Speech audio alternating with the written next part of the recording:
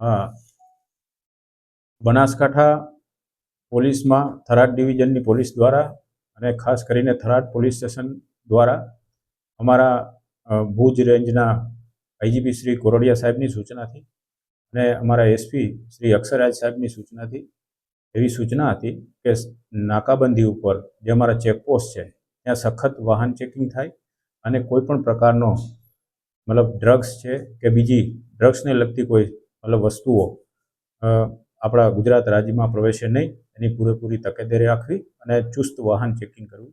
આવી સૂચનાના હિસાબે અમારું ખોડા ચેકપોસ્ટ પાસે જે ચેકપોસ્ટ છે ત્યાં સખત વાહન ચેકિંગ થાય છે અને આ વાહન ચેકિંગ દરમિયાન અમે તારીખ 3/5ના રોજ વાહન ચેકિંગ દરમિયાન એક ઇકો કારવાળો આવે છે એને રોકી અને ચેક કરતા એમાં પેસેન્જર તરીકે બેઠેલા વ્યક્તિ પાસેથી 375 ગ્રામ જેટલું એમડી ડ્રગ્સ મળી આવે છે. બજાર કિંમત પ્રમાણે 37,50,000નું ડ્રગ્સ થાય છે.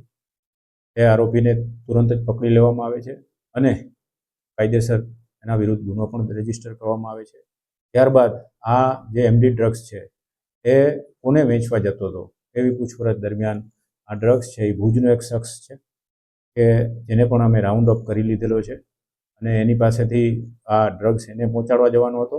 ડ્રગ્સ કોની પાસેથી લઈ આવ્યો એ શખ્સનું પણ અમારી પાસે નામ ખુલી ગયું છે.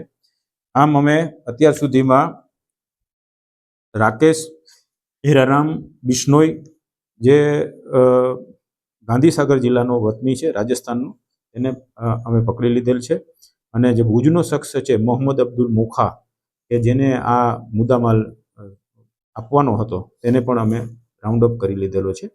બીજા આરોપી જેની પાસેથી આ એમડી ડ્રગ્સ લઈ આવેલા તેની અમે તપાસ કરી રહ્યા છીએ. કુલ અમે એની પાસેથી 3,75,00,000નું 37,50,000નું અમે ડ્રગ્સ એની પાસેથી કબજે કરેલ છે અને આગળની કાર્યવાહી અમારા થરાદના પોલીસ ઇન્સ્પેક્ટર શ્રી રાઠવા ચલાવી રહ્યા છે.